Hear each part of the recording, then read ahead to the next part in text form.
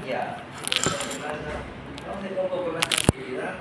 A ver, hacemos una clase de día con la otra semana, la segunda parte de endocrinología y hacemos neurología. Prácticamente nos va a quedar 2 semanas para hacer la revisión de las exposiciones. ¿Ya? Bien, vamos a revisar la parte de endocrinología, bastante interesante, y cuando hablamos de órgano endocrino, entendemos a cualquier órgano que secrete una hormona. Y hormonas son sustancias, por ejemplo, compuestos químicos que actúan sobre otra célula, sobre otro órgano, sobre otro sistema y ejercen un efecto biológico. Son mensajeros químicos, por ejemplo, que van a regular lo que se conoce como la homeostasis de nuestro organismo. Son proteínas, son enzimas, péptidos, dependiendo. Ahora, ¿cómo se comunican eso? Al comienzo se pensaba que todos los órganos endocrinos lo hacían a través de la sangre, es decir, producían estas sustancias, iban al torrente sanguíneo y de ahí llegaban hacia la célula blanca. Pero mira, hay lo que se llama la función paracrina, es cuando una célula ejerce su efecto sobre la célula adyacente. Y finalmente hay la autocrina, es decir, las células tienen capacidad de autorregularse, secretan hormonas que permiten autorregulación en sí. Bien, y todo esto comienza aquí en el hipotálamo, es la región del encéfalo, donde se encuentran un cúmulo de sustancia gris, que están ubicados a lo largo de las paredes del tercer ventrículo. Ahí es principalmente donde se secreta lo que se conoce como, ahí está el tálamo, el hipotálamo, esta pequeña porción, ¿no? Y está, es donde ahí comienza todo, y aquí es donde se secreta en el hipotálamo lo que se conoce como los factores de liberación, u hormonas de liberación, u hormonas de inhibición, es decir, pueden tener un efecto ya sea positivo o negativo. Por ejemplo, en el hipotálamo tenemos la hormona liberadora de tirotropina en el núcleo paraventricular. ¿Y dónde va a ejercer su efecto? A nivel de la adenohipófisis, estimulando la producción de TSH y prolactina, hormona liberadora de tirotropina. En el núcleo paraventricular tenemos la hormona liberadora de corticotropina, que va a efectuar también su efecto sobre la adenohipófisis, secretando el cortisol seco, la hormona adenocorticotropina. También está la hormona liberadora del crecimiento en el núcleo acuado, que libera de growth hormona, hormona de crecimiento, GH, ¿sí? En inglés así se le conoce también. Pero miren, ahí también tenemos, por ejemplo, en el núcleo preóptico, hormona inhibidora del crecimiento. Y entonces existe lo que se llama el mecanismo de retroalimentación. Ustedes en fisiología deben haber revisado el famoso feedback, que puede ser positivo o puede ser negativo, ¿sí? Y así tenemos, por ejemplo, en el núcleo 4 la hormona liberadora de prolactina, ¿no es cierto?, para la secreción de leche. Y ahí mismo en el paraventricular hay hormona liberadora, inhibidora de la prolactina, conocida también como dopamina, que ejerce un efecto negativo. Y esto nos sirve para la autorregulación de los... la somatostatina, conocida como la hormona inhibidora del crecimiento, se produce en diversas localizaciones, no solamente a nivel del hipotálamo, sino también se ha encontrado que en el tracto gastrointestinal, el páncreas, en la célula D, además del hipotálamo. Y entonces hablamos de que es más complejo de lo que se pensaba este sistema hormonal. Y hoy se sabe que en nuestra parte las vísceras tienen funciones hormonales. O sea, no solamente el hipotálamo, sino y cada vez se van descubriendo más. Y esto es importante, por ejemplo, para el tratamiento de la diabetes mellitus. Hay actualmente medicamentos, los inhibidores de la DPP4, que actúan sobre la secreción del péptido liberador de insulina, donde a nivel intestinal, ¿sí? Porque ahí es donde a veces se producen algunas hormonas. Inhibe la secreción de la hormona de crecimiento, la somatostatina, ¿sí?, la corticotropina y diversas hormonas gastrointestinales y pancreáticas, tanto endócrinas y exocrinas como la gastrina, insulina, reduce la motilidad del tracto gastrointestinal, el flujo esplénico y la tensión frontal. Lo importante es que este sistema complejo hormonal no solamente se limita al hipotálamo, sino que por eso que todos nuestros órganos son importantes para tener una homeostasis normal, si se puede. Ahí está en la entonces decíamos que a lo largo del tercer ventrículo en el hipotálamo están los factores que inhiben o liberan las hormonas que van a actuar sobre la glándula hipófisis. Y en la glándula hipófisis ustedes recordarán que tiene una parte, ¿no es cierto?, la adenohipófisis y la neurohipófisis, ¿sí? Entonces aquí esta parte intermedia para la neurohipófisis y la adenohipófisis, donde se van a ya secretar las hormonas que son las más conocidas. Y aquí estamos. En el óvulo anterior, conocido como adenohipófisis, ahí ya se secreta la hormona de crecimiento, o somatotropina. Estimula principalmente el crecimiento de los huesos, pero también inhibe la oxidación de la glucosa, promueve la degradación de los ácidos grasos, ¿sí? ¿Qué tipo de molécula es una proteína? La prolactina estimula la producción de la leche.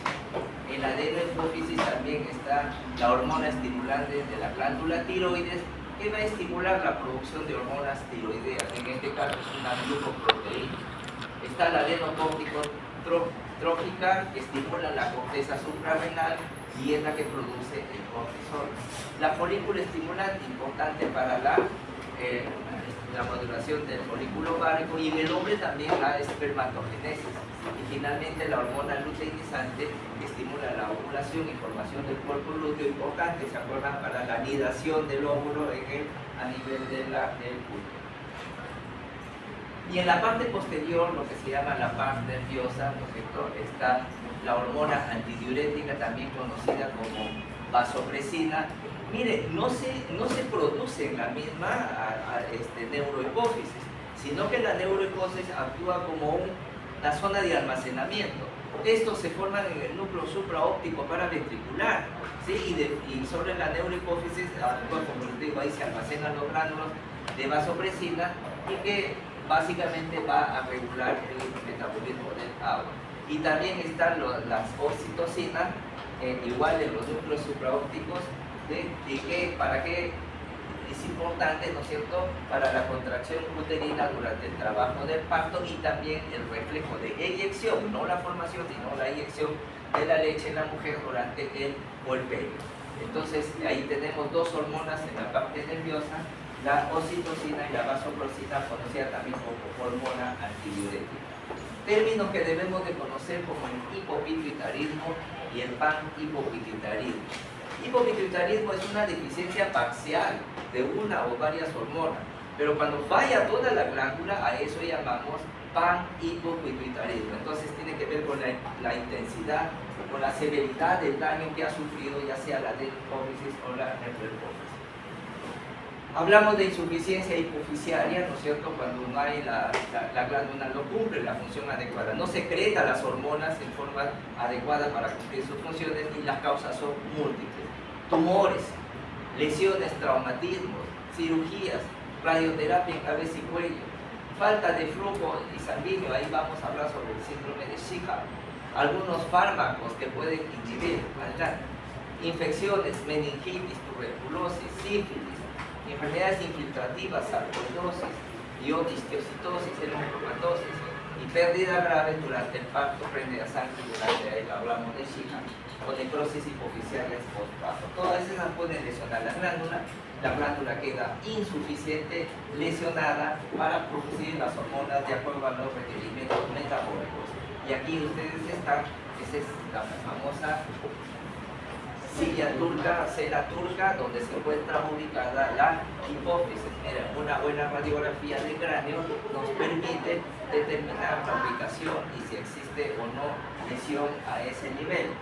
Esto es importante, saber cuánto mide la silla turca, y ahí está en el diámetro antero-posterior, ¿sí? Mide de 5 a 16 milímetros, y en el diámetro vertical de 4 a 12 milímetros. Entonces, 12 por 16 es lo máximo que normalmente puede medir, o lo máximo que normalmente puede medir una silla turca en la cual se encuentra alojada, depositada la hipófisis con su parte anterior, adenohipoficiaria, y la parte posterior, adenohipófisis. Y entonces, esta es una diatomografía. Observen, no hay silla turca y lo que vemos es ahí un tremendo adenoma, ¿no es cierto? Un macroadenoma. Se define macroadenoma cuando es más de 1 centímetro en su diámetro.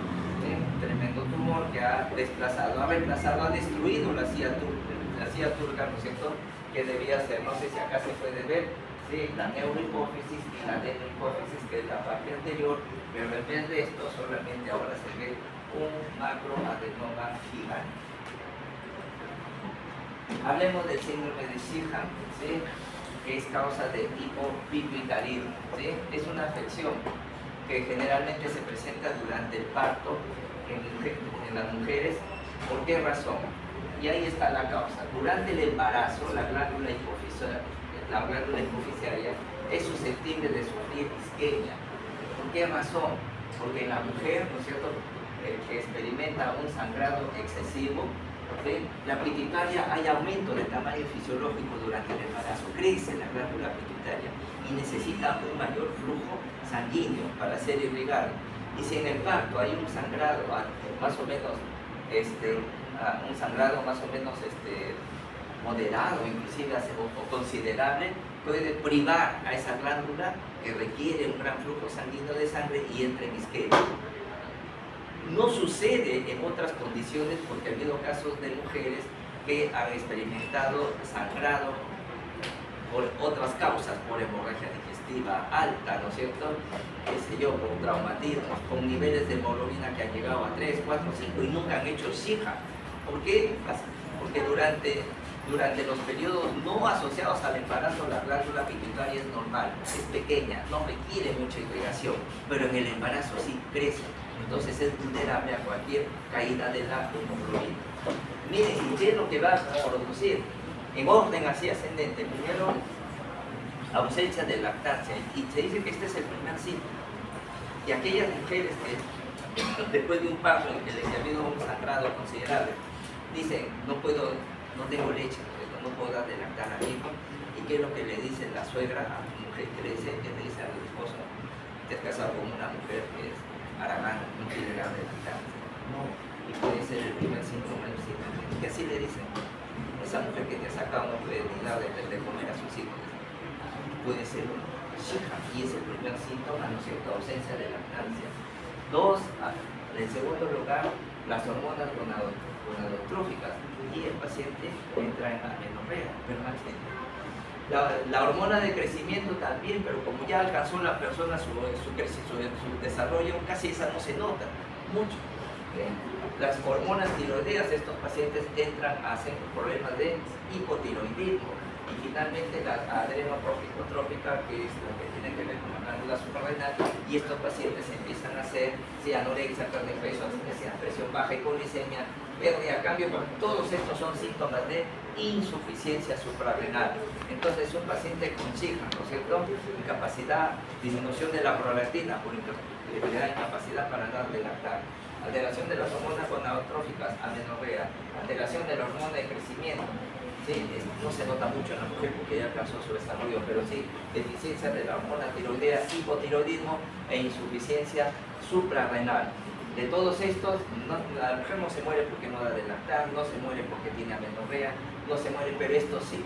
Y entonces muchos de estos pacientes terminan con tratamientos de por vida con reemplazo hormonal para el hipotiroidismo y para la insuficiencia suprarrenal. Existen medicamentos, sí, la levotiroxina y la prednisona de por vida estos pacientes, porque si no, estos pacientes no pueden vivir bajo esas circunstancias. Entonces, el primer síntoma, la ausencia de lactancia, luego del parto, síndrome de Sheehan, ¿sí? Y entonces, algunos por eso a veces tiene sus pros y sus contras, ¿no es cierto? Un parto por cesárea, porque en el parto por cesárea se puede de alguna manera controlar el sangrado. Pero un parto, imagínense un parto vaginal, tiene la mala suerte, ¿no es cierto?, de que hay una lesión, sangra y no hay cómo pararlo.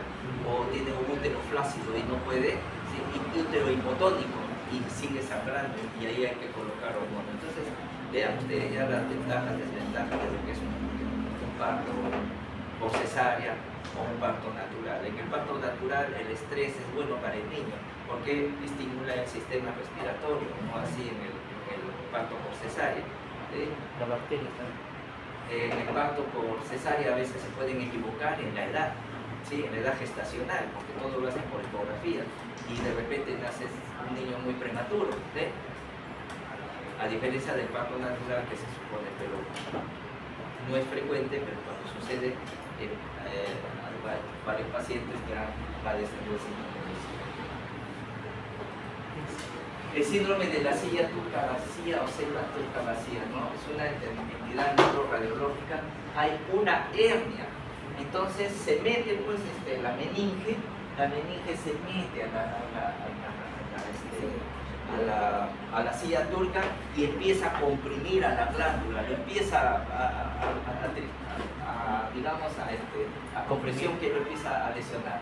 Entonces se caracteriza por herniación del espacio subaracnoideo dentro de la silla turca, desplaza la hipófisis contra el suelo celular y empieza a lesionar. Más frecuente en mujeres, ¿sí? Hasta 20%, dice que puede ser de la cuarta, quinta década, ¿sí? En niños también puede haber. Eso es el síndrome de la silla turca. Y cuando uno ve, ¿no es cierto?, no ve glándula hipófisis, pues solamente ve la silla turca y no se ve la glándula, no se puede distinguir la glándula porque está comprimida por el saco herniario de la meninge que lo está comprimiendo prácticamente contra la base de la silla turca, de la parte. La hiperfunción de las glándulas endocrinas, todo lo contrario, generalmente por sobreestimulación, ¿sí? Ya sea por endógena o exógena. Imaginen ustedes, ¿no es cierto?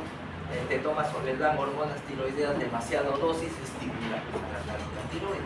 Hiperplasia o neoplasia de las glándulas, exceso, ya hablamos de administración exógena de hormonas, a veces hay hipersensibilidad, defectos enzimáticos de la síntesis o hiperproducción como respuesta inapropiada ante una enfermedad. Por ejemplo, esto se da en el hiperparatiroidismo terciario que vamos a conversar, en insuficiencia renal, en la cual la glándula se vuelve autónoma, independiente del estímulo o primario que hizo que la glándula. Entonces, la hipofunción de las glándulas puede ser por subestimulación, por hipofunción, enfermedades genéticas, enfermedades que bloquean la conversión de la glándula a su forma activa. Eso sucede en el hipertiroidismo. El yodo evita la formación de T4 a T3, algunos fármacos que afectan el metabolismo de estas hormonas. Y hablemos esto de acá, ¿no es cierto? ¿Por qué los peruanos tienen una estatura baja? 1,65 m es el promedio de la población peruana. Eso es lo que pide para ingresar al ejército. La talla mínima, ¿cuánto es? 1,65. Antes pedían 1,55. Pero ya parecía un ejército de enanos. Ahora y uno se explica por qué. Y será porque no tomaron leche Gloria. La campaña de la leche Gloria, ¿no es cierto? Toma leche Gloria si no vas a ser enano. ¿Hasta cuánto es cierto eso? Y eso es la peor mentira, ¿no es cierto? Ahí está. Hay una variación genética, una mutación genética. El E129-7G, una reducción de 2.2 centímetros por mutación genética. Y si ambos padres son portadores de este gen, la talla puede caer hasta en 4.4 centímetros en promedio. Es genético. No hay manera, ¿no es cierto?, de aumentar la estatura. Entonces, en países desarrollados, aquí se llama talla baja, aquellos hombres que miden menos de 1,65 m y cuando las mujeres miden menos de 1,55 m, en comparación con 1,75 y 1,60 en la mayoría de países. Y el enano en hombres es cuando mide menos de 1,40 m y en las mujeres menos de 1,30 m. Entonces esto ya está, estudios demográficos, está establecido aquí en ese enano, quién es talla baja. Entonces nosotros estamos en el límite, ¿no es cierto?, de las personas con talla baja. Pero somos los últimos, no sé si ustedes ven por aquí, miren, en Yemen 1.59, Laos 1.60, Madagascar 1.61, Camboya 1.63, Filipinas son bajos, y aquí estamos los bolivianos, ¿sí? Con todo las carencias que tienen son más altos que los peruanos. ¿Sí? ¿Qué cólera no sé? Entonces, no dejarse influenciar por las propagandas, ¿no es cierto?, que son realmente mentiras. Entonces hablamos de la deficiencia de hormona de crecimiento en los niños, ¿sí?, que generalmente produce un crecimiento lento y baja estatura, y hablemos de enanismo, ¿sí?, deficiencia de la hormona de crecimiento, ¿sí?, y ahí está Xi Jinping, el hombre más pequeño del mundo, que medía, porque ha fallecido, 75 centímetros y falleció, bueno, a los 21 años de edad del 2023, con el récord. Ahí está, el hombre más pequeño del mundo registrado, ¿sí? Comprobado, se dice que había más pequeños antes, pero por lo menos el que está reconocido a nivel mundial. Entonces, falta de hormona de crecimiento, y eso es lo que puede llevar esto. Entonces, los síntomas de la hormona de crecimiento. Pero ¿qué pasa cuando esto cuando sucede en niños? No crecen, ¿sí? Pero ¿qué pasa cuando sucede en los adultos? No hay hormona de crecimiento en el chico, entonces aumento de la grasa corporal. La hormona de crecimiento juega un papel clave en la composición, metabolismo, y puede producir aumento de la grasa corporal alrededor del abdomen, ¿sí? Obesidad celular. Reducción de la masa y la fuerza muscular, capacidad para hacer ejercicio, disminución de la densidad ósea con riesgo de osteoporosis, porque la hormona de crecimiento, hemos dicho, actúa principalmente a nivel del tejido óseo muscular. Va a haber fatigas y bajos niveles de energía. A nivel del metabolismo de los ésteres de colesterol, LDL, que es el malo, ¿no es cierto?, ¿sí?, con disminución del HDL. Piel seca, debilitamiento, mala circulación. Función reducida del vaso sanguíneo con aterosclerosis temprana prematura. Resistencia a la insulina, ¿sí? Un nivel inadecuado puede causar resistencia, lo que aumenta el riesgo de diabetes, depresión, ansiedad, cambios de humor y problemas cognitivos como para la concentración y la memoria. Esto es cuando la hemos sabido. En niños no crece, simplemente en los adultos puede haber algo por esto. La deficiencia de la hormona luteinizante, ¿qué pasa? ¿Qué pasa? ¿No es cierto? En las mujeres, la producción de óvulos y estrógenos a nivel ovárico, todas menstruales. Y en los hombres disminuye la producción de esperma y testosterona a nivel testicular, ¿sí? Y en los niños y adolescentes, un retraso en la pubertad puede ser el único signo, tanto en niños y niñas, ¿no es cierto? Las mujeres pueden tener también síntomas como sofocos, bochornos, que dicen, y eso se ve en la menopausia. Cuando llega la menopausia no hay estrógenos, no todas, pero un gran porcentaje empieza a experimentar calor, ¿no es cierto? O rubicundez, o llamando los famosos bochornos o sofocos. Irregularidad en los periodos menstruales, pérdida del vello púbico, incapacidad para producir. Y en los hombres pueden tener también disfunción eréctil, disminución del vello facial corporal y cambios en el humor cuando hay deficiencia de la hormona folículo estimulante. Ahí está la hormona luteinizante, hemos dicho que es para la ovulación, ¿sí? ¿Qué pasa cuando falta la hormona adrenocorticotrópica? Que esta ayuda a que las glándulas suprarrenales funcionen correctamente, y va a aparecer lo que se llama la enfermedad de Addison, ¿sí? Insuficiencia suprarrenal. Generalmente son de origen insidioso, y una característica, hay concentraciones elevadas de hormona ACTH, ¿sí? Porque trata de estimular a la glándula suprarrenal para producir, pero el cortisol no responde y los niveles de cortisol son bajos. A la vez, el aumento de la ACTH estimula la hormona corticotrópica, también estimula los melanocitos y empieza a aparecer hiperpigmentación en la persona. Entonces, en la enfermedad de Addison primaria, por estimulación de la ACTH, retroalimentación positiva hacia arriba, el exceso de cortisol no solamente intenta estimular a la glándula suprarrenal, sino que estimula los melanocitos de una característica que es la hiperpigmentación de piel y de mucosas. Puede ser primaria, ¿no es cierto?, cuando hay destrucción de las glándulas adrenales, o puede ser secundaria, y cuando hablamos de secundaria es a nivel ya del hipotálamo o de la hipófisis. En este caso, en la insuficiencia suprarrenal secundaria, en la que no hay producción de cortisol, hay una insuficiencia suprarrenal, pero no va asociada a hiperpigmentación, porque acá no hay cortisol que estimule a la glándula. ¿Se entiende esto acá? ¿Bien? Muy bien.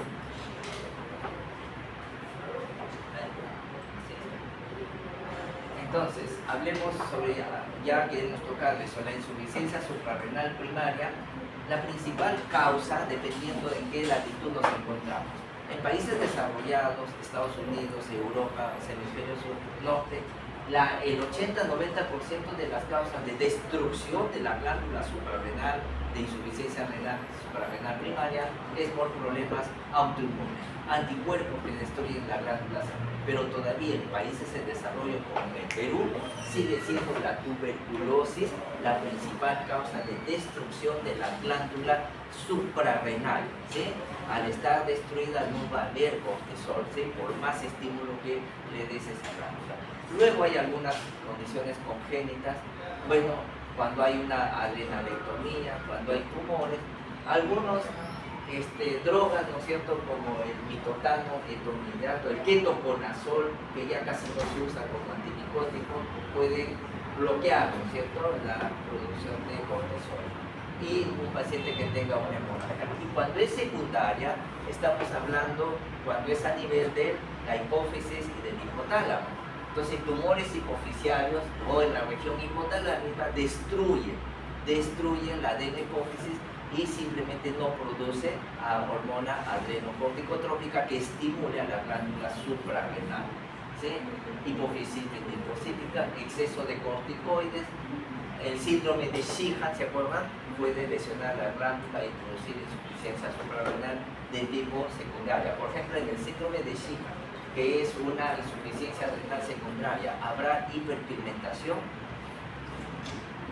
No hay, ¿no es cierto? No hay, porque la glándula está destruida, no va a haber producción de ACTH que estimule simultáneamente a la glándula suprarrenal ni a los melanocitos y otro tipo. Entonces no se olvide, adrenalitis autoinmune para los países desarrollados, para nosotros todavía sigue siendo la tuberculosis. Y ahí está, ¿no es cierto?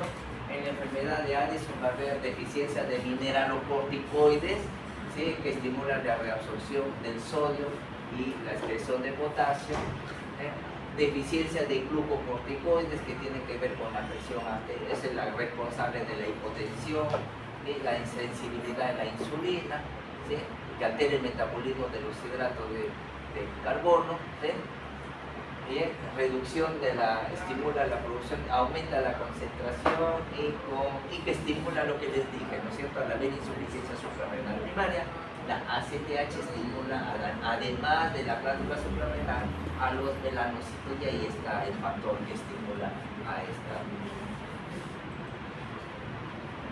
Entonces el paciente va a tener ahí, este es una, no le llaman, esto es un cuadro, metodología de la enseñanza integral, que le llaman así, paneles, ¿no es cierto? Va a haber hiperpigmentación, va a haber hipoglicemia por falta de tolerancia al estrés. El cortisol es necesario porque ese nos permite a nosotros soportar los estadios de estrés, fatiga, debilidad muscular, pérdida ponderal, anorexia, vómito, diarrea, insuficiencia cardíaca, hipotensión, atrofia temporal, atrofia y destrucción de la suprarrenal, pérdida de sodio, agua y retención de potasio. Entonces esas son las manifestaciones principales en la insuficiencia suprarrenal. Debilidad, cansancio, hiperpigmentación, anorexia, náuseas, vómitos, pérdida de peso, deshidratación, porque acabamos de describir. Y así se va a ver, ¿no es cierto?, la hiperpigmentación, tanto en piel como en mucosas, en la enfermedad de Addison. Crisis suprarrenal, entonces a veces el paciente se ve, un paciente con insuficiencia suprarrenal, se ve en situaciones de estrés y la glándula no está preparada, no puede responder a las situaciones de estrés y la debilidad se acentúa, ¿sí? Hay dolor en el abdomen, puede haber hipotensión por colapso vascular periférico, falla el riñón, hay hipotensión, ocasionalmente fiebre, ¿sí? Y eso es lo que a eso se conoce como una crisis suprarrenal, ¿no es cierto? Muchas veces desencadenada por una infección aguda que lo pone al paciente en una situación de estrés y el organismo no está o no tiene la capacidad ya para tolerar situaciones de estrés mayores, ¿no es cierto? La hormona antidiurética arginina vasopresina, conocida también como diabetes insípida, ¿sí? La deficiencia de esta hormona, ¿sí? Producida por la neurohipófisis, ¿no? Es una hormona que aumenta la reabsorción del agua y produce una orina concentrada en plasma líquido. La deficiencia puede ser primaria o secundaria, cualquier lesión que no a nivel de la glándula hipoficiaria, principalmente a nivel del hipotálamo, ¿cierto? A ese nivel, una hipofisectomía, lesiones craneales, tumores, histiocytosis, lesiones vasculares que afecten, ¿no es cierto?, la región tálamo-hipotálamo. Hipotálamo hipoficiaria. ¿Cómo se manifiesta una insuficiencia suprarrenal?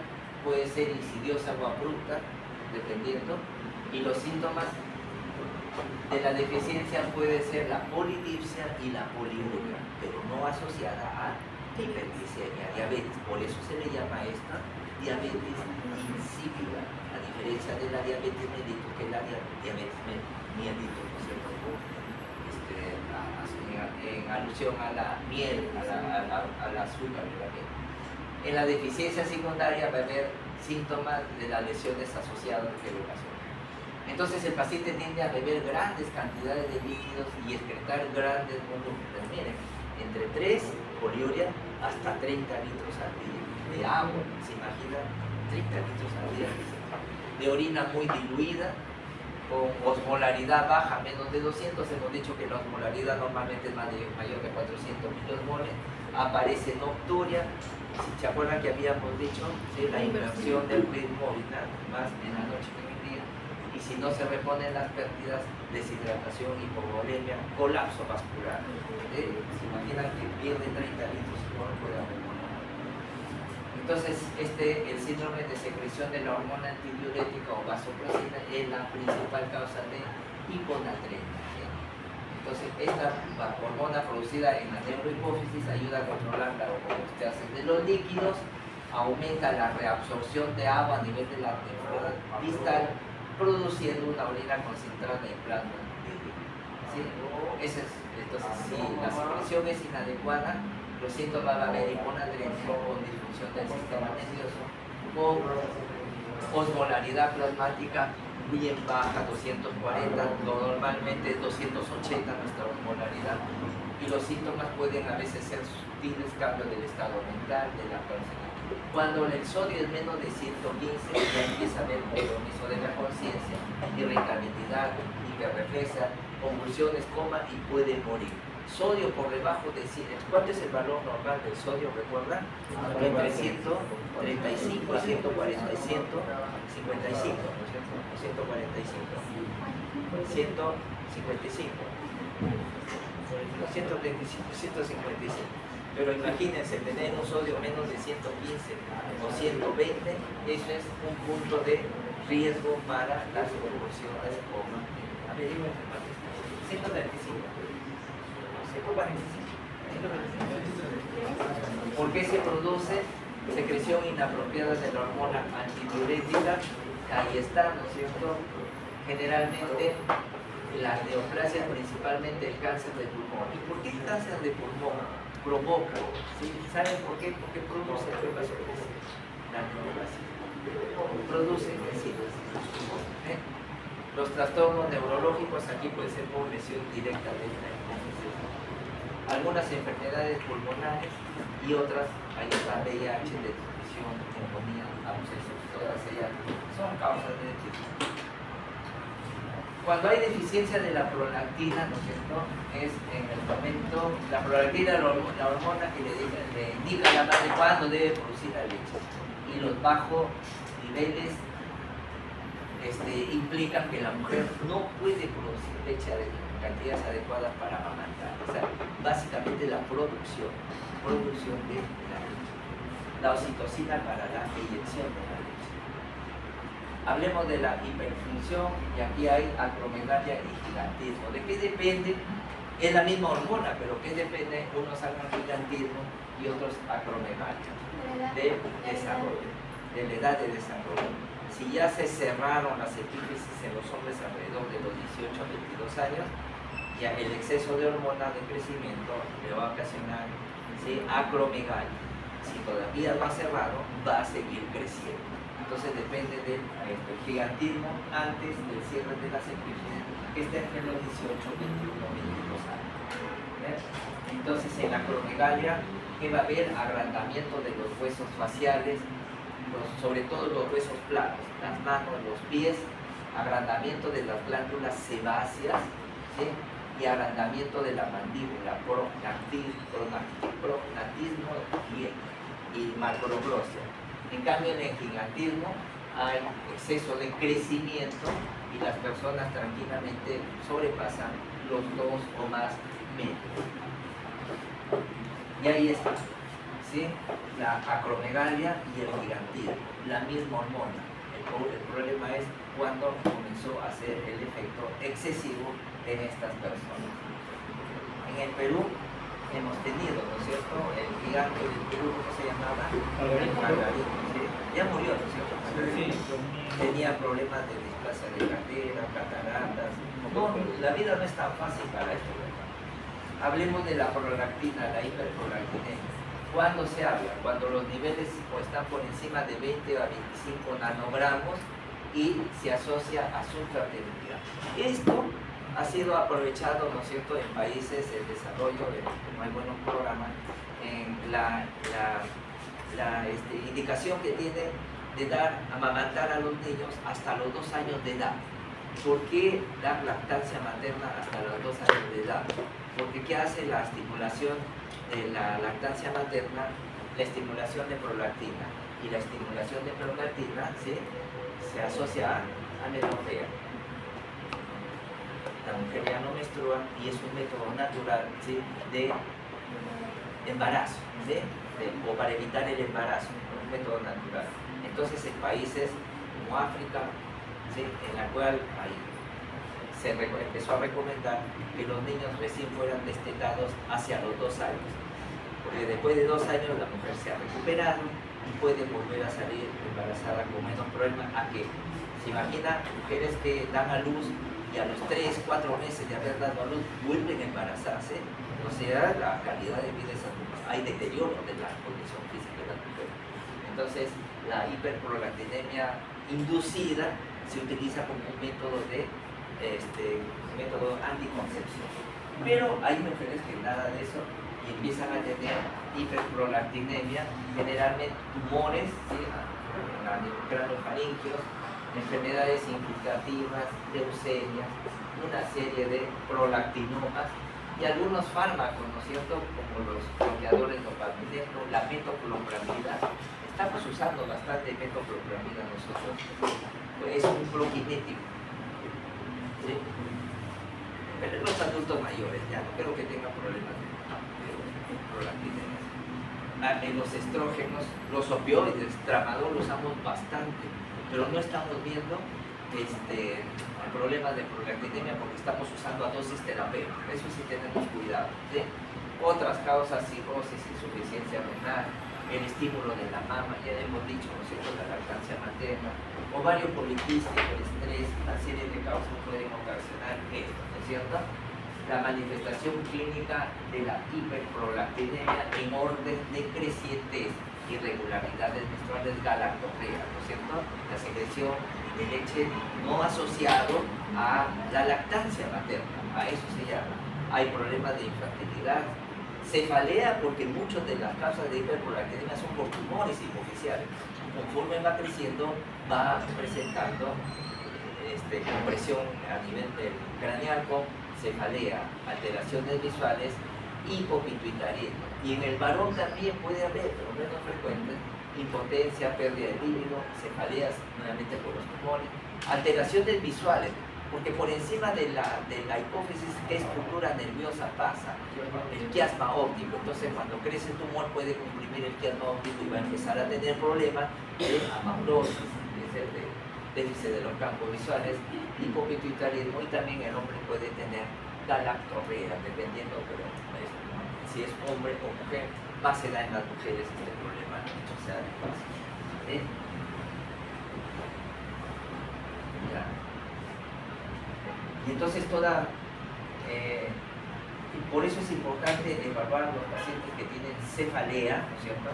Y hay signos de alarma, ¿no es cierto? Cefalea cada vez más creciente, cefalea muy intensa, cefalea con pérdida de conocimiento, cefalea con alteraciones visuales, la posibilidad de que tenga un tumor hipoficial, que es generalmente lo más frecuente.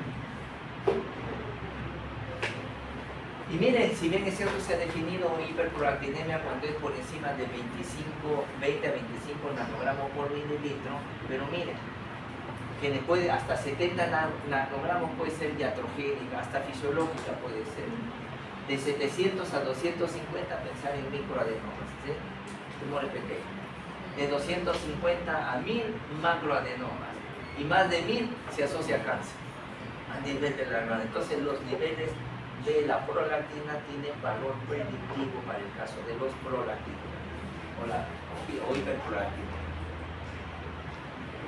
Una glándula, ¿no es cierto?, que ya ustedes la conocen, el hipertiroidismo, más frecuente en mujeres, 7 de cada 10 personas son. Recuerden siempre el peso de la glándula tiroides, que está entre 20 a 30 gramos, y lo que hace es estimula el metabolismo, ¿sí? Potencia todas las funciones. Entonces va a haber pérdida de peso por el metabolismo aumentado. Tendrían que comer más para compensar, ¿sí?, el gasto calórico que se produce. Pérdida de peso sin pérdida del apetito es una característica. Palpitaciones, ¿sí?, porque da taquicardia, ¿sí?, porque las hormonas tiroideas lo que aumentan es mayor sensibilidad del corazón a las catecolaminas, ¿sí? No es por acción directa, es porque lo hace más sensible a las catecolaminas y el paciente empieza a presentar taquicardia que puede llegar inclusive hasta la fibrilación. Irritabilidad y nerviosismo, que son diferentes. Irritabilidad más se refiere a irritabilidad del sistema nervioso, irritabilidad de la paciente, y el nerviosismo es el temblor que pueden presentar estos pacientes. Insomnio, intolerancia al calor, porque hay exceso de consumo del metabolismo intermedio. Temblor postural, sudoración y debilidad muscular, ¿sí?, a pesar de explorar. Y entonces cuando van a explorar ¿cómo se llama esa maniobra? ¿Recuerdan ustedes para explorar la tiroides? El que está acá, ¿cómo se llama esa maniobra? Gray, Kervaí, Leija. ¿Cuál se entrega? Vamos a ver, ¿ya? Graben bien la imagen. Entonces, la maniobra de Kervaí, abordaje posterior, ¿sí?, y palpación de la glándula, ¿sí?, no es Kervaí, ¿sí? La que hemos visto no es Kervaí, porque está. La maniobra no es cierto? La maniobra de Leija es, ¿no es cierto?, con una mano, es abordaje anterior, con una mano expongo la glándula y con la otra parte. Igual hago esto, tampoco es Leija, ¿cierto? No es. La maniobra de Craig ya es con una sola mano. Con esta expongo la glándula, ¿no es cierto? Como dicen acá, la expongo, la hago resaltar, y con la otra parte. Tampoco es Craig. Y entonces, ¿qué carajo es? Es un mañoso. Ese es un mañoso. Para mí eso.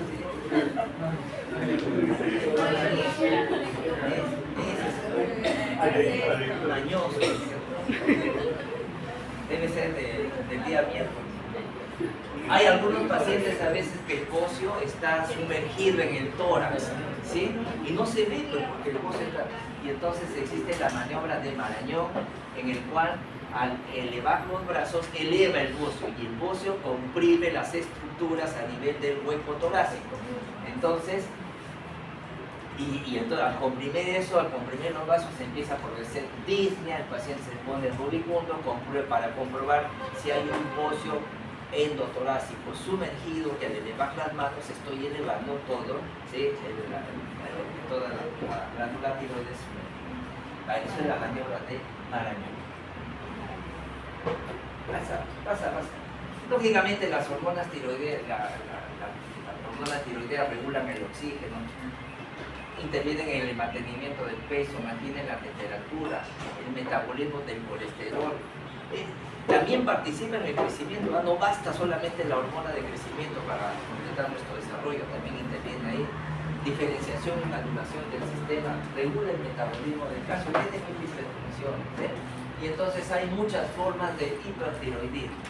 La más conocida es la enfermedad de Graves-Basedow, ¿no es cierto? Es un bocio difuso con oftalmoplegia y dermatopatía llamada mixedema.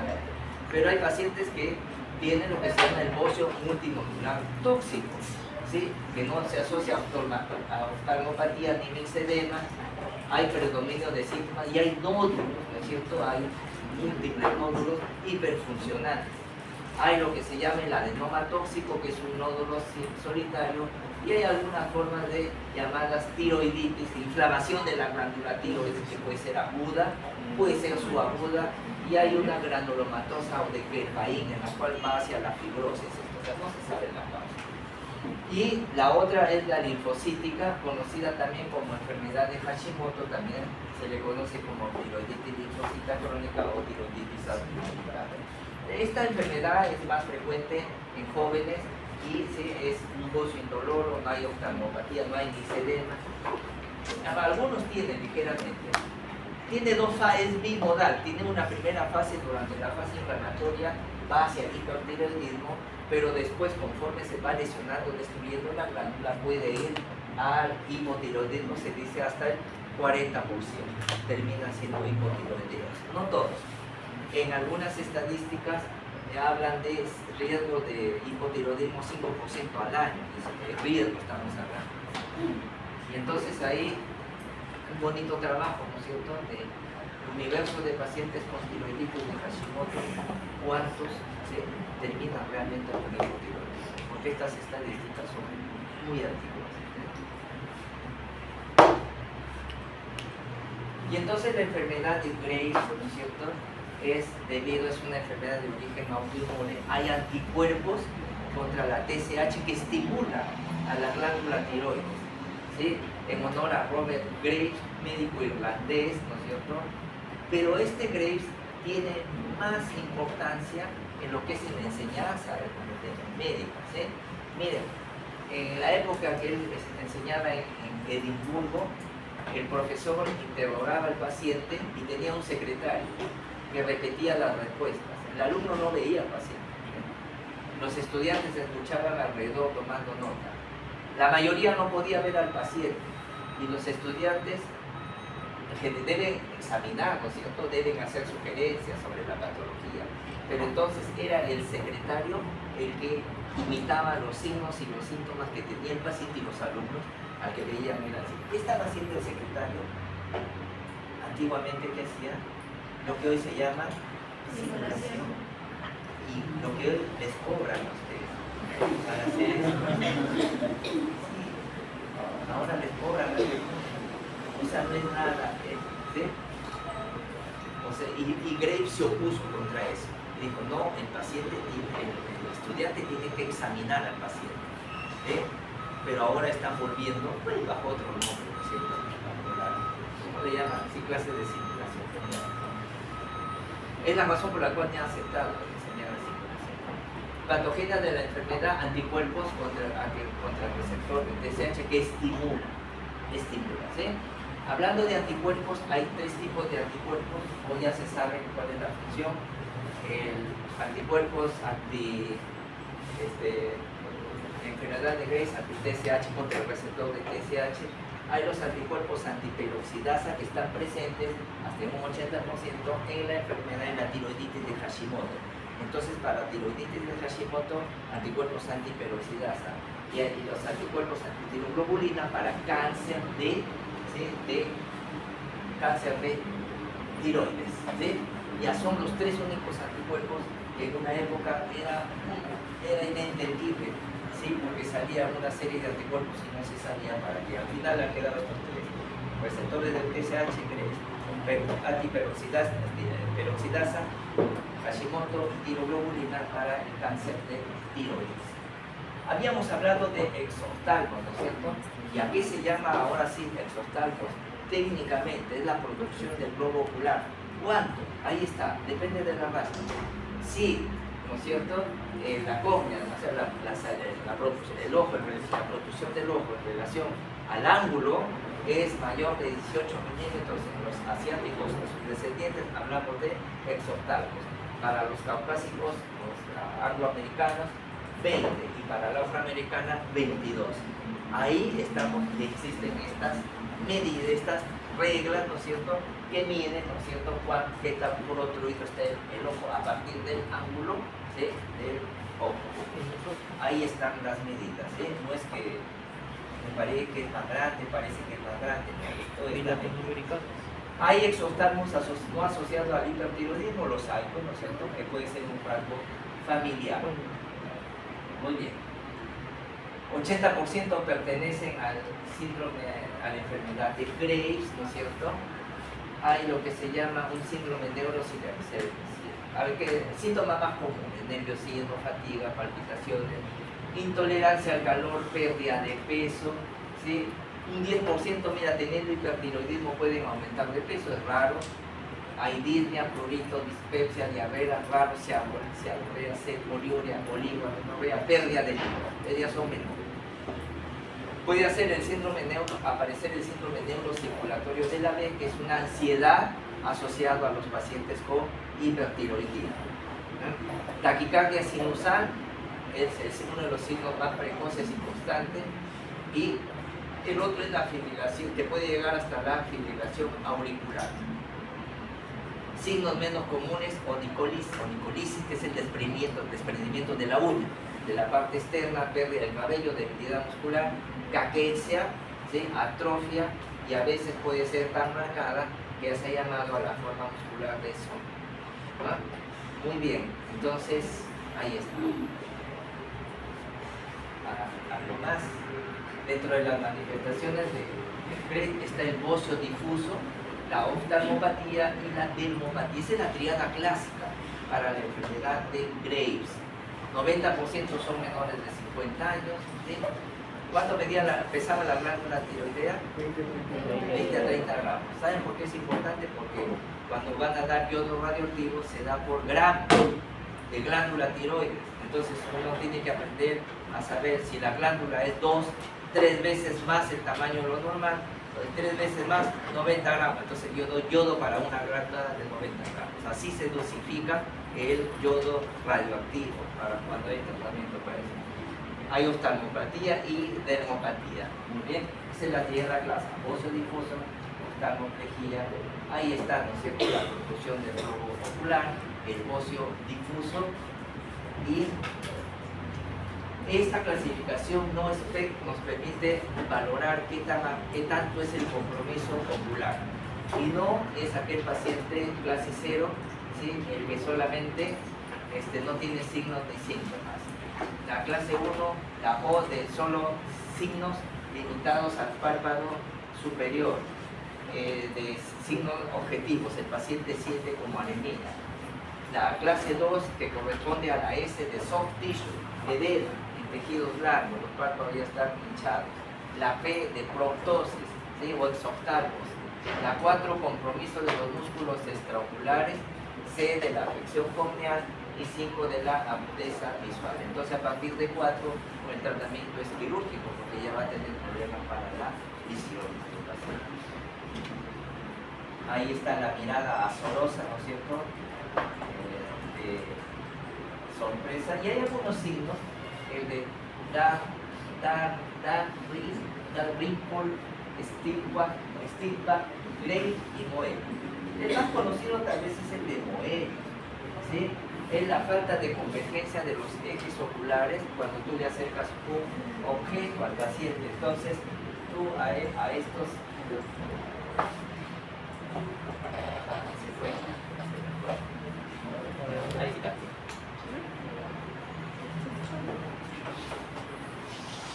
No aparece. Entonces, imagínate, este es el paciente de muebles, le acercas el objeto y el ojo sigue en posición primaria. No puede converger, no puede enfocar, ¿sí? Cuando tú le acercas un objeto. Ese es el signo de Moebius, y el signo de Moebius indica que ya hay compromiso de la musculatura extraocular, ¿sí? Porque no puede, pierde la capacidad de converger. Vamos a ver qué cosa es el signo de Gra.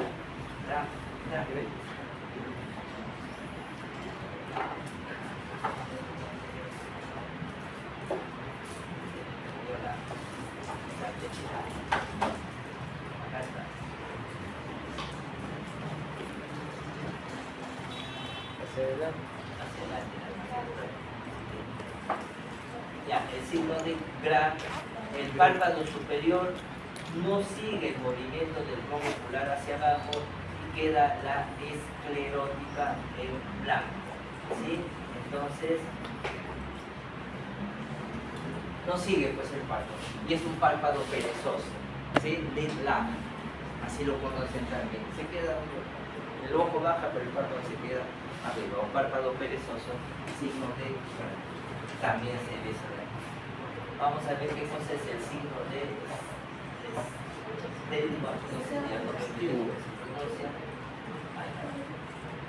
signo de Stelwart, disminución en la frecuencia del parpadeo. Y el signo de Dalrymple, ensanchamiento anormal de las fisuras con retracción del párpado superior. Entonces acá está el ensanchamiento de la apertura ocular, y acá habíamos dicho, en el Stelwart que los habíamos dicho que era, ¿ya? ¿Qué era?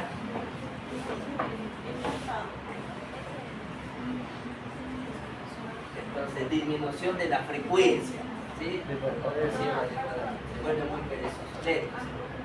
Ya está. Hablemos de lo que es la crisis tirotóxica. Esta es una condición en la cual no existe ningún examen de laboratorio que defina si el paciente está en crisis o no está en crisis tirotóxica. ¿Sí? Es la exacerbación nada más de las manifestaciones del hipertiroidismo, puede comprometer la vida del paciente, ¿sí? Y puede convertirse en lo que se llama una tormenta tiroidea. ¿Qué aparece? Hipertermia, aumento de la temperatura, taquicardia intensa, disfunción gastrointestinal, cuadro de psicosis, ¿sí? Y marcada excitabilidad. Hay formas atípicas como un estado epiléptico, infarto cerebral no embólico, hipertermia nada más, dolor abdominal. Hay unos pacientes que presentan catatonismo.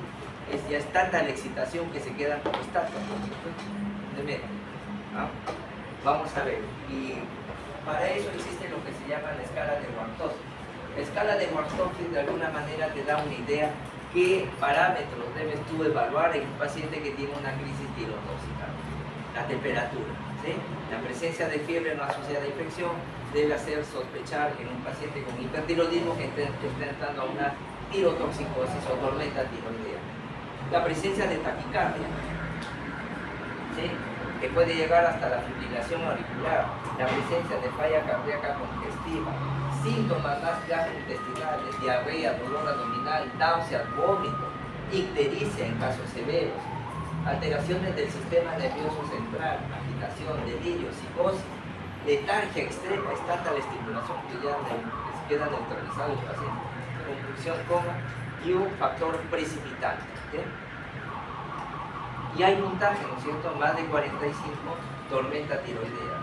Menos de 25, improbable. Entre 25 a 44 es probable tormenta tiroidea, y entonces a partir de estos valores uno ya empieza a tratar el hipertiroidismo como si fuera y es una emergencia, una tormenta tiroidea. El hipotiroidismo es todo lo contrario, ¿no es cierto? Hablamos de hipotiroidismo cuando falla la glándula tiroides, es la más común, la más frecuente. El 90-95% de todos los casos, ¿no es cierto?, debe a procesos autoinmunes. Estamos hablando de la tiroiditis de Hashimoto. Puede ser por déficit o exceso de yodo, que puede alterar la función de la glándula tiroidea. Puede ser iatrogénica por uso, por ejemplo, el yodo radioactivo. Estás tratando un hipertiroidismo, le das demasiado yodo y lo quemas a la glándula y lo mandas al hipotiroidismo. Una tiroidectomía mal hecha, ¿no es cierto?, radioterapia o el uso de antitiroideos. El secundario es aquel que se localiza en la hipófisis, ¿sí?, en la glándula, generalmente por tumores, adenohipófisis, por tumores que destruyen la glándula. Pero ya hemos visto que en el síndrome de Sjögren también puede haber hipotiroidismo por apoplejía de la glándula, de la adenohipófisis. Y hablamos de un hipotiroidismo terciario, que esto ya es cuando está a nivel del hipotálamo. Tumores generalmente que lesionan, y aquí ya no se liberan los factores liberadores de la hormona de la tirotropina, ¿sí? Entonces, a 3 niveles. Hay que tener mucho cuidado esto de acá, porque hubo el caso de un paciente con hipotiroidismo y fue mal, ¿no es cierto?, diagnosticado de hipotiroidismo primario. Algunos años después empezó a tener dolor de cabeza, y cuando se le toma una tomografía se encontró que había un tumor en la región hipoficial. O sea, era un hipotiroidismo secundario. Por suerte se detectó a tiempo y se pudo operar el paciente. Pero el dolor de cabeza era lo que lo venía atormentando al paciente. Existen varias categorías, ¿no es cierto?, de acuerdo al nivel de hormonas. Y cuando nosotros queremos hacer un despistaje, un screening de quienes tienen o no problemas de la tiroides, basta que ustedes tomen la TSH. La TSH es muy sensible para saber quiénes tienen hipotiroidismo, quiénes pueden tener hipertiroidismo. Y se da varias condiciones. El hipertiroidismo, cuando la T4 libre está alta, pero la TSH está baja. En el hipotiroidismo primario, la TSH está alta y la T4 libre es baja, todo lo contrario. Pero en el hipotiroidismo secundario, la TSH es baja, porque no hay quien estimule, quien produzca, ¿no es cierto?, y la T4 es baja. Este paciente, el tumor no había lesionado tanto, ¿no es cierto?, a la TSH, y todavía tenía algo de TSH alta, pero no era muy alta. Pero en ese momento, si no hubiera sido por el dolor de cabeza, nunca se le diagnosticaba. Ya, estos son los patrones que nosotros debemos encontrar en pacientes con hipertiroidismo, hipotiroidismo primario y en el hipotiroidismo secundario. No hay TSH porque es secundario, ¿no? Lo verán en ese cuadro, eso se verá. Y los síntomas, el metabolismo está bajo, está ¿cómo es?, ralentizado, así es la palabra, y aparece bradisiquia, incapacidad para dar una respuesta rápida, adecuada. Bradilalia, el habla es lento. La voz es grave, y se dice que esta es una de las enfermedades que el diagnóstico se puede hacer por teléfono, porque cuando habla el paciente, ¿no es cierto?, la voz cambia notoriamente, ¿sí? Hay somnolencia, hipotimia, arreflexia, que es un sello distintivo, sobre todo en la fase de relajación. Entonces estos pacientes, cuando uno hace un reflejo, se contrae, pero se relaja lentamente. Entonces la arreflexia es durante la fase de relajación, no la fase de contracción que se mantiene. Calambres, hipertrofias musculares, ataxia en los casos graves, con alteraciones de la marcha, la piel seca, áspera, dura, aparece edema, crecimiento lento de las uñas, retardo en cicatrizar, el pelo grueso y quebradizo, y la fascia apática. Todos ellos tienen una fascia, ¿sí?, abotagada, ¿sí?, como si estuviera debido al mixedema periorbitario, y le dicen que estos pacientes tienen la cara de oso yodo, la cara de oso, ¿sí? Así le dicen los semiólogos, ¿sí? Y la caída de las colas de las cejas, que habíamos dicho, a eso se llama malagrosis, ¿no es cierto? También a nivel cardiovascular hay bradicardia sinusal, ¿sí? Más lento, pero menos de 60 latidos. La intensidad de los ruidos cardíacos son menos fuertes, digamos. Aumento de la silueta cardíaca porque hay derrame pericárdico. Este es interesante, la hipertensión arterial se presenta no solamente en el hipertiroidismo, sino también en el hipotiroidismo, ¿ya? Está descrito hipertensión en el pero el hipotiroidismo también puede presentar hipertensión arterial. Y la angina de pecho por mayor incidencia de hipercolesterolemia. Y hablando de hipercolesterolemia, todo paciente que tenga colesterol alto, antes de iniciar el tratamiento contra los debe, y si hay algunos síntomas, o a veces no habiendo, debe contar con un despistaje para hormonas tiroideas, porque puede ser la única manifestación del hipotiroidismo, por el enlentecimiento del metabolismo con niveles de colesterol altos, ¿ya? Entonces todo paciente con colesterol alto, TSH, pueden darles una sorpresa. Bocio es crecimiento de la glándula, ¿no es cierto? Y ahí están los grados, ¿no es cierto? El grado 0A no se palpa, ¿no? Ausencia de bocio. Se palpa con facilidad, pero no se ve. El grado 1 se detecta la palpación. El 2 ya es visible cuando el cuello. El 3 es visible en posición normal y el 4 desde lejos ya lo vemos. Entonces ahí está la clasificación, ¿sí?, del bocio. Es interesante porque una vez tuve una paciente que venía derivada de Piura, ¿sí? De Piura venía derivada y desde que entra a la puerta, por la puerta tremenda cosa acá, haciendo, aparte de la tiroides, ¿qué otro problema tiene? Y me queda mirando ese doctor, me están enviando por esto, desde Piura, porque hace 6 meses que no saben qué tengo, tremenda cosa. Era un hipertiroidismo, una enfermedad de epilepsia. Las principales causas del bocio, la pérdida de yodo, el exceso de yodo estimula a la glándula, ¿sí? Los bociógenos, algunos alimentos, ¿sí?, que aumentan el aumento de la tirosina, por tiroidectomía, iatrogénico, ¿no es cierto?, yodo radioactivo, algunos defectos enzimáticos, algunos amiloidosis, acuidosis que invitan a la glándula, tumores, tiroiditis y embarazo. Miren, tanto el exceso como el exceso como déficit de yodo. Cuando hay deficiencia de yodo, entonces aumenta, ¿no es cierto?, la glándula en un intento de captar todo el yodo que hay a nivel de... Y cuando hay exceso estimula la glándula para que crezca. Ahí hay dos mecanismos. Bueno. Causas más frecuentes de bocio endémico, el déficit de yodo, pero no se olviden, ya los no endémicos, tiroiditis de Hashimoto, Graves, neoplasias, tiroiditis, reacciones hormonales. El cáncer de tiroides, ¿no es cierto?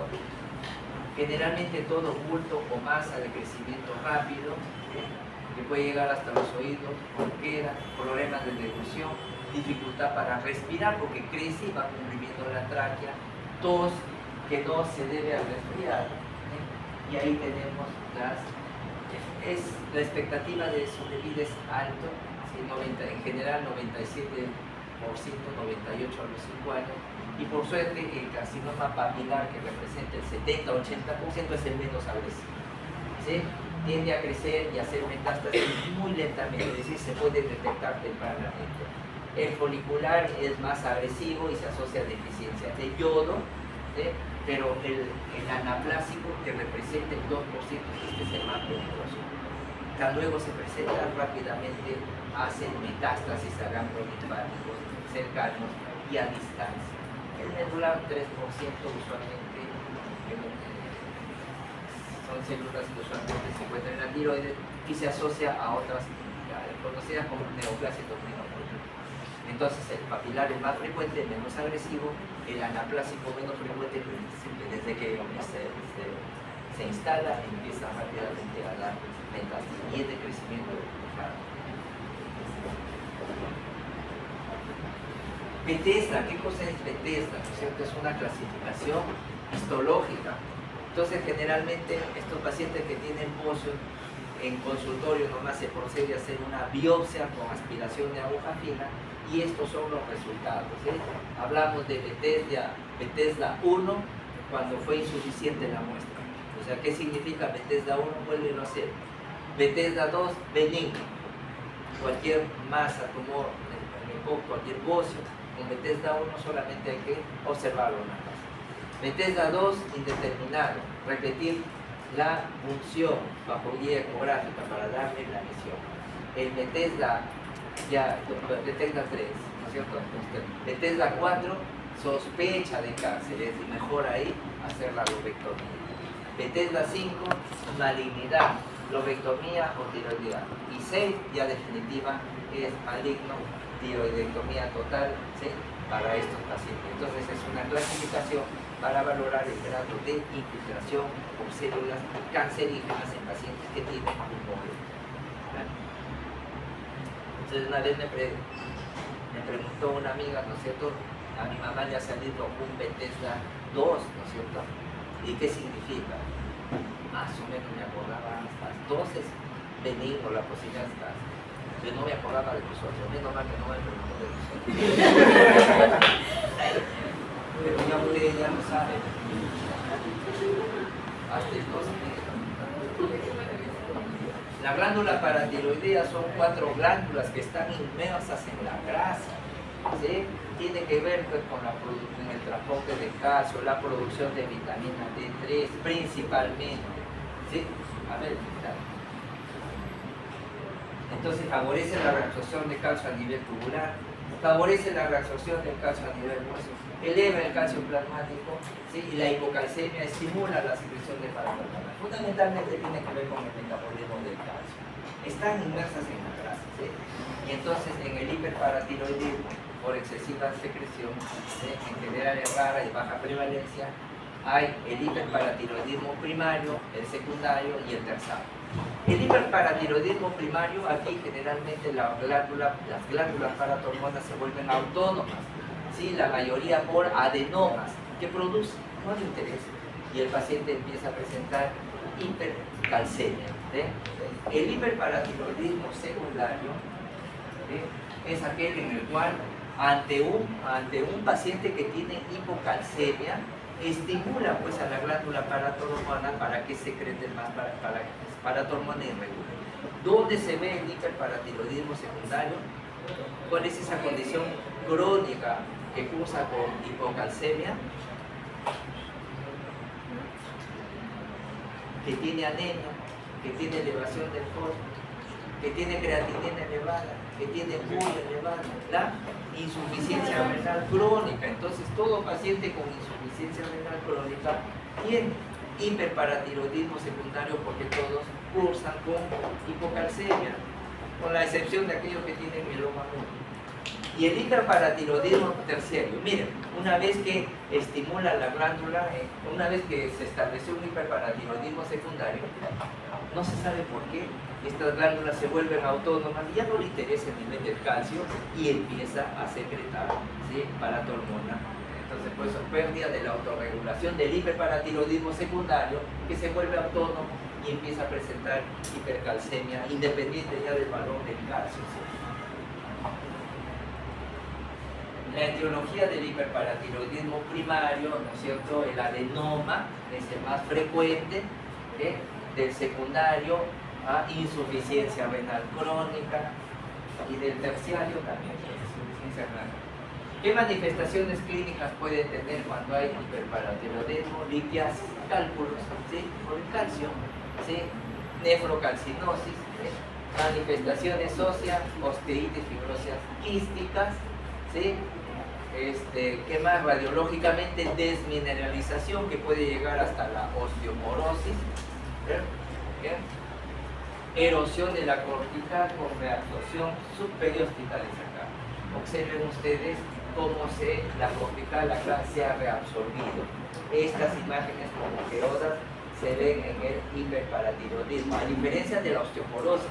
En la osteoporosis lo que se lesiona es el hueso trabecular, pero el cortical está intacto.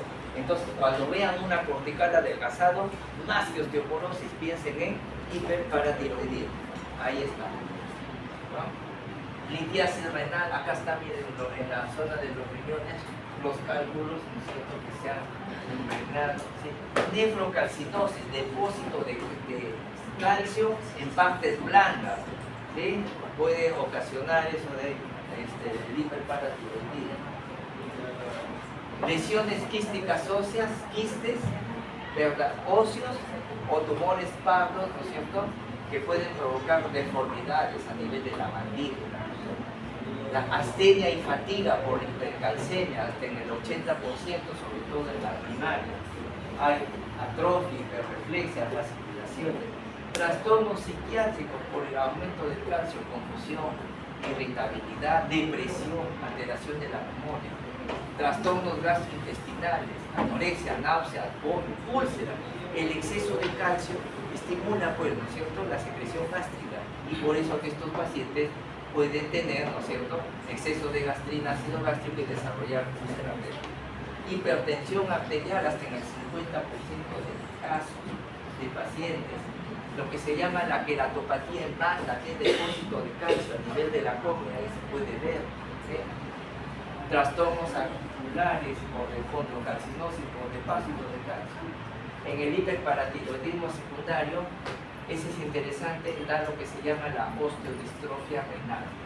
Es decir, estos pacientes con insuficiencia renal crónica que tienen hipocalcemia estimulan a la paratormona, pero la paratormona no puede interactuar adecuadamente por la uremia sobre el hueso, pero empieza a remodelar el hueso. Y va a ocasionar una mezcla de osteomalacia, alteración de la matriz orgánica, y osteoporosis. Eso lleva a lo que se conoce como osteodistrofia renal, altísimo riesgo para fracturas espontáneas en estos pacientes. Ya. Observen entonces el paciente con osteodistrofia renal, ¿no es cierto? Eso es normal. Y miren cómo se ha deformado los huesos, ¿sí? Se han vuelto frágiles. Hay una mezcla de osteoporosis y alteración de la matriz orgánica. Observen, no sé si pueden ver qué son estas cosas que se ven acá. ¿Lo ven?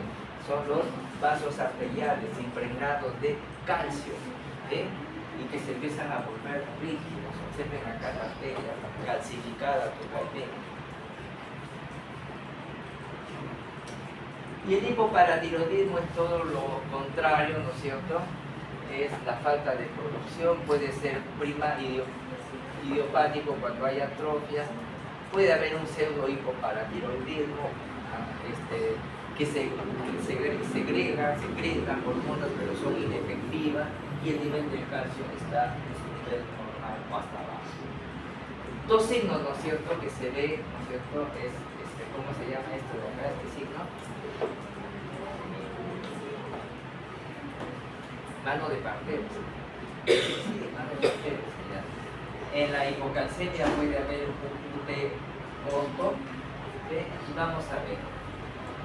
Puede haber tetania, que comienza con parestesias en las manos, con la sensación de adormecimiento, y los músculos se ponen rígidos y se contracturan. El primer cambio es la aducción del pulgar, flexión de las articulaciones metacarpofalángicas y extensión de las interfalángicas sin separación de los dedos, la mano de partero, porque el partero, cuando va a recibir al niño, ¿qué hace? Pone su mano para recibir la cabeza. Ahí está. Entonces, este es uno de los primeros síntomas cuando el paciente tiene hipercalcemia. Ahí está, ¿sí? Hiperextensión del primer dedo, flexión de la metacarpofalángica y extensión de los dedos. Ahí la famosa mano de partero. ¿Qué más puede haber? ¿Se acuerdan que habíamos hablado del signo de Chebostek y el signo de Trousseau? Pues bien, ¿qué cosa es el signo de Chebostek? Al percutir el trayecto facial en el arco cigomático por delante de la oreja, va a haber contracción involuntaria, ¿sí?, de los músculos faciales. Y el signo de Trousseau dice que es más específico, ¿sí?, al colocar el brazo, la presión por encima de la presión sistólica por 2 minutos, va a haber un espasmo del carpo, la mano, ¿sí? Se contrae, ¿sí? Muy bien. Otras manifestaciones ya menos frecuentes: espasmo laríngeo, disfagia, cólicos intestinales, disnea, broncoespasmo, QT prolongado en el electrocardiograma. ¿Y cómo estará en hipercalcemia el QT? Todo lo contrario, QT corto, ¿no? Pasemos luego al síndrome de Cushing, que es exceso de cortisol, ¿no es cierto? Aquí es todo lo contrario al Addison, ¿sí? Entonces puede ser endógeno o puede ser exógeno, y lo más frecuente es el uso de corticoides. Hay gente que usa corticoides y termina siendo Cushing de tipo iatrogénico. Cuando hablamos de enfermedad de Cushing, hablamos de un hipercortisolismo, pero asociado a tumores, y Cushing describió eso: un adenoma hipoficiario secretor, ¿no es cierto?, de ACTH, que estimulaba la glándula suprarrenal y producía exceso de cortisol. Entonces la enfermedad de Cushing se debe ya sea por adenomas o hiperplasia de las células corticotróficas, ¿sí? Y lo que hace es estimular a las glándulas suprarrenales. ¿Qué características tiene el síndrome de Cushing? Una obesidad centrípeta, más que centrales, periférica. Entonces ahí están las características de una serie bastante enlace que salió, ¿sí? No sé cuántos pacientes eran, presentaban obesidad, plétora facial, cara redondeada o de luna llena, el líbido disminuido, la piel fina, reducción del crecimiento lineal, irregularidades menstruales, hipertensión, y el sutil, depresión emocional, habilidad emocional, equimosis con facilidad, intolerancia a la glucosa que puede llegar a la diabetes, ¿sí? Porque contrarregula la acción de la insulina, debilidad, osteopenia con fractura y la presencia de nefrolitiasis. Entonces, es clásico la presencia de estrías. Estas son exageradas, pero se presentan estrías en el síndrome de Cushing. Y hablemos ahora de las dos síndromes asociados a los órganos reproductivos. Las gónadas, ya saben, tienen la producción de gametos y hormonas sexuales, de órgano blanco para... Y que cuando hablamos de hipogonadismo masculino, la deficiencia de testosterona, con signos asociados a la deficiente producción de espermatozoides. ¿Sí? Puede haber un hipogonadismo primario a nivel del eje o secundario a nivel del eje tálamo hipoficial. En ambos, ¿sí?, pueden ser congénitos adquiridos como resultado del envejecimiento, una enfermedad o cualquier otra condición. ¿Qué cosa es eunucoidismo? Que deriva de la palabra eunuco, es un estado intersexual provocado por la deficiencia de función testicular. En la Edad Media, ¿no es cierto?, provocaba, era una forma de vida, ¿no es cierto?, de muchas familias pobres cuando tenían un hijo, un niño que tenía buena voz, y para mantener la voz de niño, ¿no es cierto?, los castraban, ¿no es cierto?, provocaban un estado de eunucoidismo, ¿sí? Y era una manera porque los niños entraban a las cortes, se volvían cantantes, eran famosos, eran popularidad del mundo, ¿sí? Y ahí les vean la historia de Il Castrato, de Farinelli, que fue el más grande eunuco y más grande cantante de su época. Y ese es el eunuco. Cualquier parecido es pura coincidencia, ¿no? Paciente de gran estatura, tiene voz juvenil, de niño, mantiene buena voz, ¿sí? Escaso desarrollo muscular, mínimo crecimiento de los vellos faciales, ausencia de barba, depósito de grasa a nivel pectoral con ginecomastia, depósito de grasa en la parte de abajo, dan un aspecto feminoide, ¿no es cierto? O sea, las caderas, pelo pubiano disminuido de distribución feminoide, o sea, triangular, y las extremidades largas. ¿Sí? Ese es el eunocoidismo endógeno. ¿Qué más hay? Crecimiento anormal, retraso de las epífisis, por eso es que son altos, disminución del volumen de la próstata, condiciones asociadas tienen el síndrome de Klinefelter, testículos pequeños, azoospermia, ginecomastia, aumento de la concentración de gonadotropinas urinarias y el síndrome adipogenital de Froelich. Entonces son dos condiciones que cursan con hipogonadonismo o eunohipogonadismo. ¿Sí? Ya está. Seguimos entonces. Aló. Bueno. Sí. Bien. Bien. Ahí bien.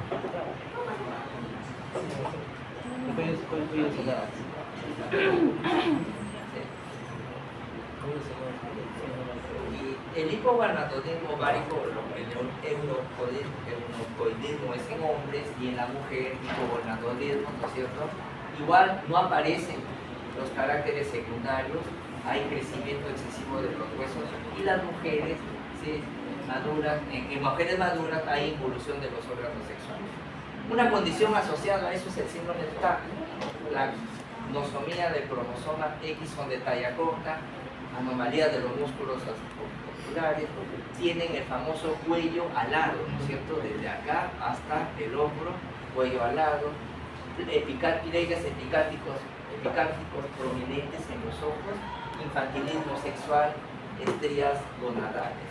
¿Sí? Entonces, eso es el equivalente a un eunocoide varón. El hipergonadismo ovárico es todo lo contrario, un tumor de células granulosas, productor de estrógenos, ¿sí? Aparece después de la menopausia con hipertrofia del endometrio, hemorragias irregulares. Entonces es una condición rara que puede aparecer. Y llegamos a esto, ¿no es cierto? Marcela Medina de Jurado, la madre más joven, ¿no es cierto?, reconocida y reputada en el mundo, fue peruana. A los 5 años, 7 meses y 21 días de edad, ¿sí? 5 años, tuvo su hijo. ¿Sí? Entonces, se sabe que el padre fue padrastro, ¿sí? Porque en el Perú hasta entonces era una práctica ancestral, ¿sí? La violación de los castros por parte de los padres. The Younger Mother History fue un caso de pubertad precoz, ¿sí? Es una de las patologías más frecuentes. O sea, no había tumores, no había nada, sino que había madurado antes de tiempo, ¿sí? En la que hicieron los estudios y llegaron a la conclusión de que era un caso de pubertad precoz, de causa idiopática, ¿sí? Producida por activación prematura del factor liberador de gonadotropinas, ¿sí? Mediada por una secreción autónoma de esteroides. Generalmente la pubertad normal ocurre entre los 8 y 13 años, siendo la media los 10.5 años, y el primer signo de desarrollo puberal es el crecimiento granular mamario, conocida como telarquia, ¿sí? Que puede ser unilateral o bilateral y ya se corresponde con una edad ósea de 11 años. Después aparece el vello pubiano con la pubarquia y posteriormente la menarquia. Entonces va en ese orden: telarquia, pubarquia y menarquia, que es la primera menstruación. Y este fue el primer caso que en esa época la sociedad americana, ¿no es cierto?, de ciencia, le ofrecieron llevarla pues a Estados Unidos, a Medina, para que era motivo de estudio, ¿no es cierto?, a nivel mundial. Le ofrecieron llevarla y ¿qué creen que pasó? ¿Por qué no se fue a Estados Unidos? No le dieron la visa. Mentira. La sociedad de las damas, ¿no es cierto?, de Lima se opuso, porque dijeron que eres una persona y que las personas no debían ser sujetas de estudio, de investigación, como si fueran mascotas o animales. ¿Y qué pasó con Medina, no es cierto? Terminó como empleada de la casa de una de las pitucas, ¿sí? El hijo después ya vendía comida en la parada El hijo se dedicó a cargar bultos en la parada y a los 30, 35 años murió el hijo de tuberculosis. ¿Sí? Y eso es la historia de Medina, la madre más joven registrada en el mundo. ¿Qué les parece? Así es, de hipócrita, ¿no es cierto?, la sociedad. El caso de hipocresía más grande en la historia de la humanidad. Linda Marcela Medina. Bien, ¿alguna pregunta, algún comentario?